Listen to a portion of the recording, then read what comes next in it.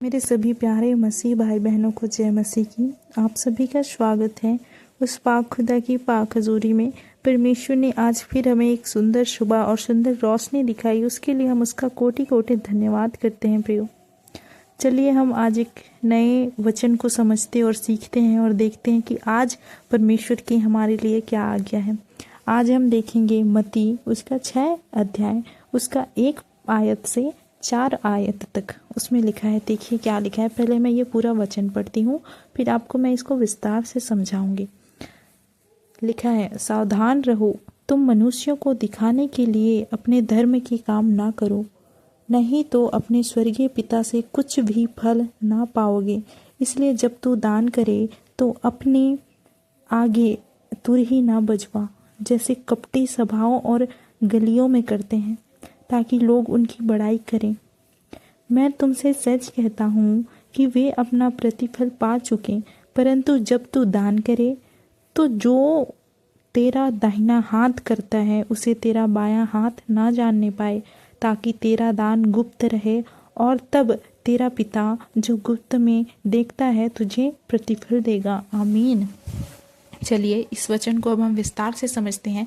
एक एक पद को हम समझेंगे।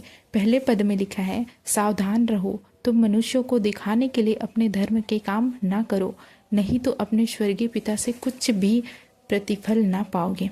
अब देखिए यहाँ पे लिखा हुआ है मनुष्य को दिखाने के लिए। कोई भी ऐसा काम जो आप मनुष्य को दिखाने के लिए कर रहे हैं, ना कि अपने खुदा के लिए कर रहे हैं, तो क्या प्रभु आपको उस चीज में आशीष देगा? अरे जो काम आप पिता के लिए कर ही नहीं रहे, आप तो मनुष्य को दिखाने के, हाँ वो काम पिता का ही है, लेकिन आप तो मनुष्य को दिखाने के लिए कर रहे हैं। तो सोचिए क्या उस चीज में आपको आशीष मिलना चाहिए? आप खुद ही सोचिए। अगर आप मनुष्य को दिखाने के लिए कोई काम कर रहे हैं तो क्या वह चीज, उस चीज का आप, उस चीज के लिए आप फल पाने के योग्य हैं?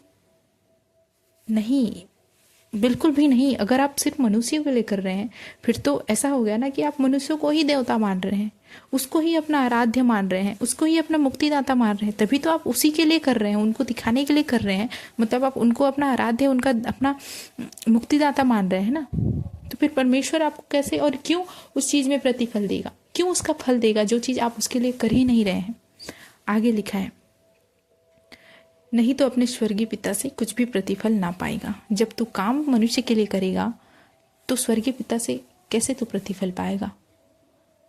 तू परमेश्वर के लिए काम करे तभी तो परमेश्वर की ओर से प्रतिफल पाएगा ना। जब तू मनुष्य के लिए मनुष्य को दिखाने के लिए काम करेगा तो मनुष्य से ही आशा रखो कि मनुष्य ही आपको देंगे, पर फिर परमेश्वर से आशा मत लगाओ। परमेश्वर से फिर मत कहो कि प्रभु मैंने तो ये किया था कि तूने मुझे क्यों फल नहीं दिया। नहीं, ऐसा नहीं होता है। अगर आप परमेश्वर के लिए नहीं कर रहे हैं, मनुष्य के लिए कर रहे हैं, तो कैसे परमेश्वर आपको देगा? दूसरे पद में लिखा है, इसलिए जब तू दान करे तो अपने आगे तुरही ना बजवा, जैसे कपटी सभाओं और गलियों में करते हैं, ताकि लोग उनकी बड़ाई करें। मैं तुमसे सच कहता हूँ कि वे अपना प्रतिफल पा चुके हैं। प्रियो, आज भी आप कुछ ऐसे लोगों को हम देखते हैं, कुछ ऐसे लोग जो बहुत सारी चीजें दान करते हैं। मैं ये नहीं कहती वो चीज गलत है, सही है, लेकिन वो उस चीज का प्रचार भी करते हैं कि मैंने यहाँ गया, मैं वहां गई, मैंने इतना दान किया, ऐसा किया, वो किया। तो परमेश्वर यही आपको कह रहे हैं कि तू कपटियों के समान ऐसा ना कर। इस रीति से तू कभी दान मत करना कि तू सबको बताता फिरे कि मैंने इतना दान किया, ऐसा दान किया, ताकि उस मंडली में, उस सभा में तेरी वाहवाही हो। अब जाहिर सी बात है, आप किसी मंडली में बैठोगे, किसी सभा में बैठोगे और वहां पे अपने दान और वो दान के बारे में लोगों को बताओगे कि मैंने तो इतना इतना दान किया था भाई, तो लोग आपकी वाहवाही करेंगे ना। तो ये तो कपटियों के समान हो गया। परमेश्वर यही तो कह रहा है आपसे कि आप ये चीज ना करो, कपटियों के समान दान ना करो। लेकिन अब आप सोचेंगे कि दान कैसे करना है, तो वो देखिए परमेश्वर ने उसका उत्तर नीचे वाले वचन में दिया हुआ है।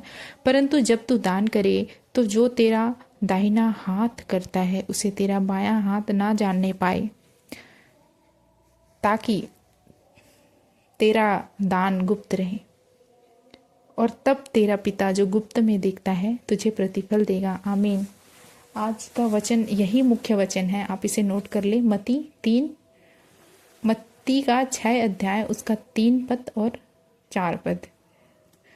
कि हमको किस रीति से दान करना है। इस विषय में आज का वचन है।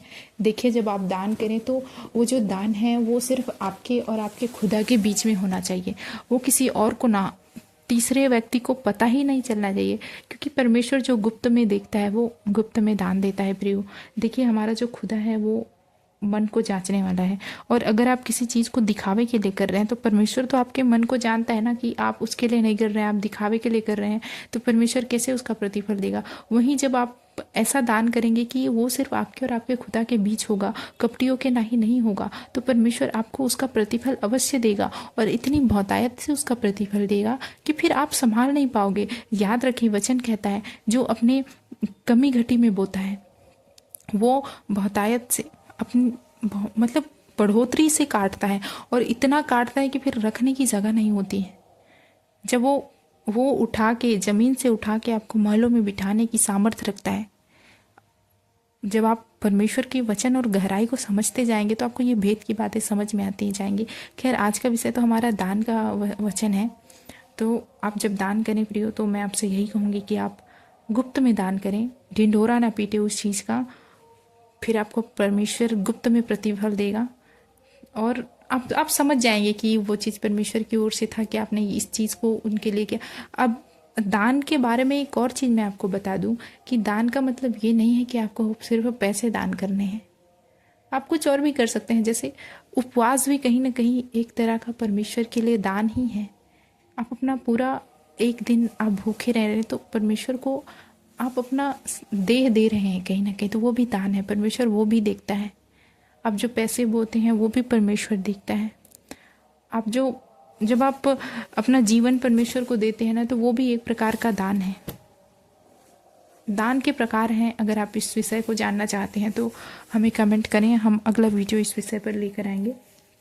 आज के लिए बस इतना ही। मिलते हैं कल एक और नए वचन के साथ।